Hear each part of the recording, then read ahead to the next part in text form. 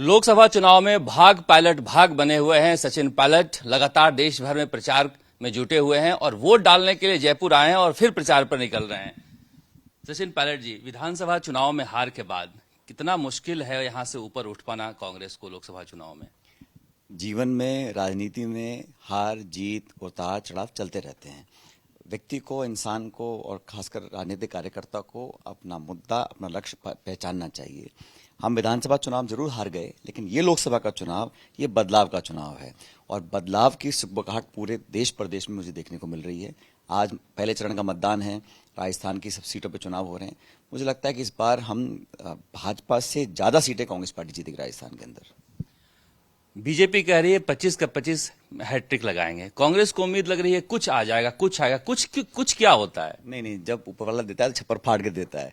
और बीजेपी ने पिछली बार सारी सीटें जीती थी, लेकिन वो अलग परिस्थिति थी। आज 5 साल के बाद बीजेपी की 10 साल की रिपोर्ट कार्ड पर ही लोग मूल्यांकन कर वोट डालेंगे।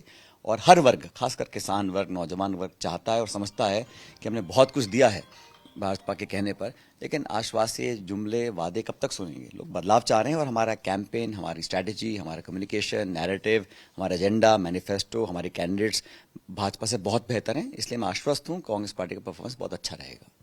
इस बार जिस तरह से हमने राजस्थान में देखा, बहुत सारे आपके पार्टी के लोग छोड़कर बीजेपी में शामिल हुए। उन्होंने एक सीरीज चला रखी थी, रोज 100।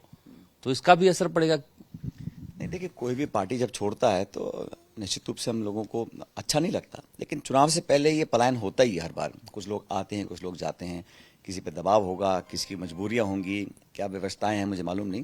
लेकिन जनता, जो मतदाता है, वो वोट पार्टी को देता है, आइडियोलॉजी को देता है, गठबंधन को देता है, परफॉर्मेंस को देता है। इसलिए व्यक्ति विशेष बहुत ज्यादा महत्वपूर्ण मैं समझता नहीं, खासकर बड़ा चुनाव है लोकसभा का। इसलिए लोग आए हैं, कुछ चले गए हैं, ये सिलसिला जारी रहता है। कांग्रेस के लिए राहत की बात रही कि पिछले विधानसभा चुनाव में अशोक गहलोत, सचिन पायलट की बातें होती थी। इस बार आप लोग मिलकर चुनाव लड़े हो और वसुंधरा जी झालावाड़ तक सीमित रह गई। मैं तो भाजपा पे कमेंट नहीं करूंगा। वहाँ जो खिंचाव है, इतने सारे पावर सेंटर बने हुए हैं राजस्थान के अंदर, और 4 महीने में सरकार कोई बहुत ज्यादा छाप नहीं छोड़ पाई लोगों के अंदर, इसलिए उसका भी नुकसान मुझे लगता है भाजपा को होगा। हमारी पार्टी में हम पद के लिए ललायत नहीं हैं, लेकिन आज देश की जो चुनौती है उसमें कांग्रेस का बहुत बड़ा योगदान है। मजबूत विपक्ष के लिए कांग्रेस की परफॉर्मेंस बहुत बेहतर है। इंडिया अलायंस का गठबंधन हमारा कामयाब होगा, क्योंकि जहां पर बीजेपी कांग्रेस का 1-to-1 कॉन्टेस्ट है, खासकर उत्तर भारत में और पश्चिम भारत में, वहां पर हमारा स्ट्राइक रेट इस बार बहुत बेहतर रहेगा। और कांग्रेस की अच्छी परफॉर्मेंस के बाद ही हम लोग इंडिया अलायंस को मजबूती से 4 जून को, आप देखिए जब परिणाम आएंगे, हम लोग सरकार बनाएंगे। आपकी इच्छा थी कि वैभव गहलोत के चुनाव प्रचार में जाएं, लेकिन जा नहीं पाए, बुलाया नहीं गया या मौका नहीं मिला? जिस कैंडिडेट ने मुझे कहा है, मैं उसके लिए पूरी तरह कैंपेन करने के लिए गया हूं। जहां पार्टी ने मुझे आदेश दिया है, मैं वहां कैंपेन करने के लिए गया हूं। यहाँ 2 चरणों में चुनाव है, अभी कुछ समय बाकी है। जो बाकी बची हुई सीटें हैं, वहां भी सब लोग जाएंगे। और ये चुनाव कोई व्यक्ति नहीं लड़ता है, एक इंसान 20 लाख 22 लाख लोगों तक कैसे पहुंच सकता है? इसलिए पूरी पार्टी चुनाव लड़ती है, एकजुटता से हम लड़ रहे हैं, अच्छे हमारे कैंडिडेट्स हैं। और मैंने हमेशा से ही नौजवानों की पैरवी की है, चाहे विधानसभा चुनाव हो, चाहे लोकसभा चुनाव हो। किसी नए व्यक्ति को मौका देंगे तो जनता भी उस नए व्यक्ति को अपना आशीर्वाद पूरा देती है। राजस्थान में, कभी जम्मू में, कभी हरियाणा में, कभी केरल जा रहे हैं, तो सचिन पायलट जो देश भर में घूम रहे हैं, तो क्या माहौल लग रहा है आपको कांग्रेस के प्रति? लोग कह रहे हैं कि कांग्रेस की सीटें घटेगी, कांग्रेस को लग रहा है कि हमारी बढ़ेगी। ऐसा है, मैं भविष्यवाणी नहीं करता हूं, लेकिन जो एक रुझान, क्योंकि मीडिया में जो प्रचार होता है, प्रोपेगेंडा है, इश्तिहार, अखबार, उससे अलग एक सिनेरियो बनता है। लेकिन जो वास्तविकता है, जो लोगों के दबी जुबान में जो बातें करते हैं, जो फीडबैक वर्कर्स का हमको मिलता है पूरे देश भर में, और मैं अनेक राज्यों में गया हूँ, चाहे वो महाराष्ट्र हो, आंध्र प्रदेश हो, कर्नाटक, तमिलनाडु, हर जगह लोग समझ रहे हैं कि अब हमने बहुत देख लिया। अब क्योंकि अति हो रही है ना, मतलब सत्ता का दुरुपयोग हो रहा है, संसाधनों को आप समेट रहे हो, कांग्रेस पार्टी के खाते जब्त कर रहे हो, मुख्यमंत्रियों को आप जेलों में डाल रहे हो, तो लोग भी चाहते हैं कि भाई कुछ चेक एंड बैलेंस बहुत जरूरी है।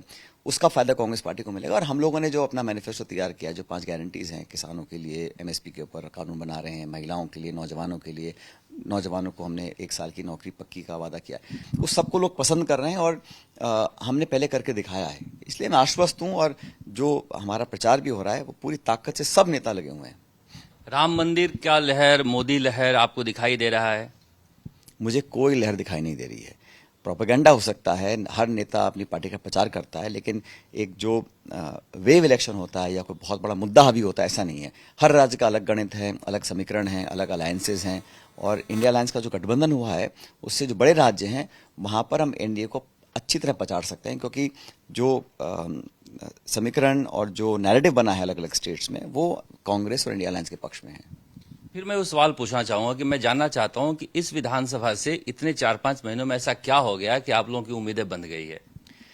देखिए, विधानसभा चुनाव एक अलग मुद्दे पर चुनाव लड़ा जाता है, ये राष्ट्र का चुनाव है, नेशनल इलेक्शन है। यहाँ बीजेपी का यही तो मुद्दा है कि राष्ट्र का चुनाव है, मोदी जी के चेहरे पर चुनाव। वो हो सकता है क्योंकि वो अपने जो उनका जो सेलिंग पॉइंट है उनका वो है। हम कहते हैं ठीक है, आप अपनी रिपोर्ट कार्ड दिखाइए, 10 साल की परफॉर्मेंस दिखाइए। आपने वादा किया किसान की आमदनी दुगनी करेंगे, नौजवान को 2 करोड़ रोजगार देंगे।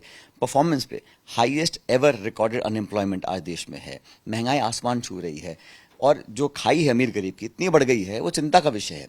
ये नेशनल इलेक्शन है और संसाधनों का दुरुपयोग हो, संवैधानिक संस्थाओं को आप एक जानबूझ कर आप उनको कमजोर करें उनकी, तो ये सब इश्यूज पब्लिक के जहन में है और जवाब देना पड़ेगा। पब्लिक शायद कम बोले, लेकिन मतपेटी के माध्यम से वो अपनी आवाज जरूर पहुंचाएगी।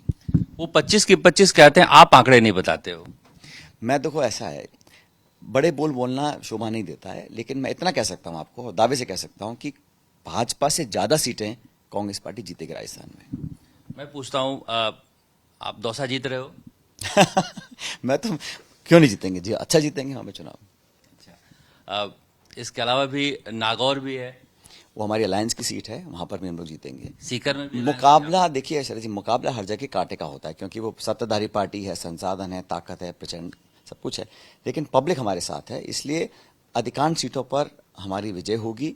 और मैं भाजपा की तरह बहुत ज्यादा बड़े बोल नहीं बोलता हूं, लेकिन मैं इतना कहना, 25 सीटें हैं, अपने आप गणित लगा लीजिए, मैं कहता हूं हम लोग भाजपा से ज्यादा सीट जीतेंगे। सचिन पायलट कह रहे हैं कि बीजेपी से ज्यादा सीट जीतेंगे, हालांकि आंकड़े नहीं बता रहे हैं। इस बार बहुत सारे नौजवानों को उन्होंने टिकट दिलवाया है, इसलिए इनकी भी प्रतिष्ठा राजस्थान में दांव पर लगी हुई है और देश भर में गांधी परिवार के बाहर सबसे ज्यादा इनकी डिमांड है, इसलिए इनकी भी लोकप्रियता का ये टेस्ट हो सकता है ये लोकसभा चुनाव। कैमरा मनीष के साथ शरद कुमार, जयपुर, आज तक।